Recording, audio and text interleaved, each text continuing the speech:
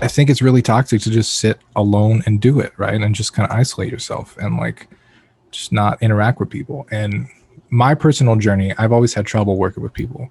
Not that I'm a bad teammate, not that any of that. It's just like, I don't know, maybe it's a trouble trusting, maybe it's trouble whatever.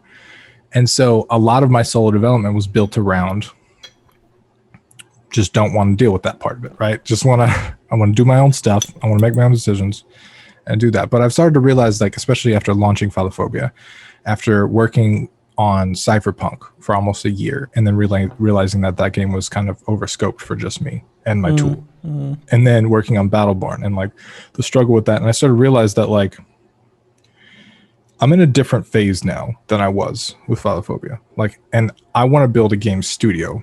And there's no way that I can build a game studio if I'm the bottleneck in all the games, right? Yeah. Like if I am just the sole creator, I don't have a studio there. I have a job. That's what that is. It's a job making games.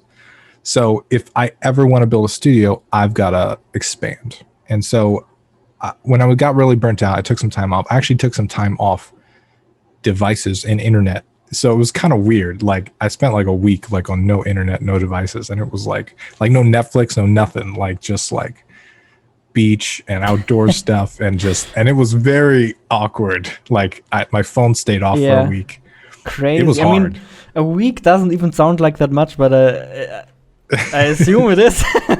24 hours was a lot. Yeah. I was ready to quit 24 hours in. So, Crazy. But luckily I had I spent most of the time at the beach. Like there was nothing else to do. I'm like, what do people do without internet? What is this world?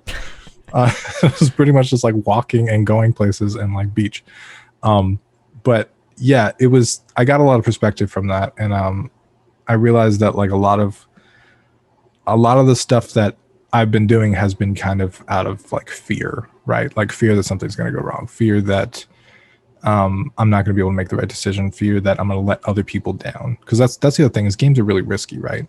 So if you have a team member, suddenly the risk is on both of you. And on one hand, that's good because you can come together and kind of reduce the risks of each other, right? On the other hand, it's like I kind of would feel responsible. Like if something I did affected the game and like now we both do worse because, you know, it's like that's a bad feeling. So I just kind of realized that like I don't really want to make games alone anymore, like solo. I really don't. And after I took that week off the internet, I was still burnt out and I didn't really feel like working on any projects. I was definitely off the YouTube world and the Discord world, but I started messing around with physical stuff like chessboards and army men and messing around with like these little game designs. And one of the things I started working on was a card game called Murder Bunnies. And it didn't start out as Murder Bunnies. Actually, I was messing around with these different cards and we were just writing stuff on it. But I had one of the factions in Battleborn Tactics is the Murder Bunnies. And I had old art laying around. And as we were making these cards with my girlfriend Alyssa, like we were just going back and forth and like changing stuff. I was like, you know what we're doing in this game? We're murdering. So maybe Murder Bunnies be a good fit. And actually, I have the first print run of the cards here. Like we've actually done, we've got the first physical ones here. And we're going to be doing a Kickstarter pretty soon. So like it's weird how just like tangents and side projects can kind of like take you on a different path in life. And this is not video games at all anymore.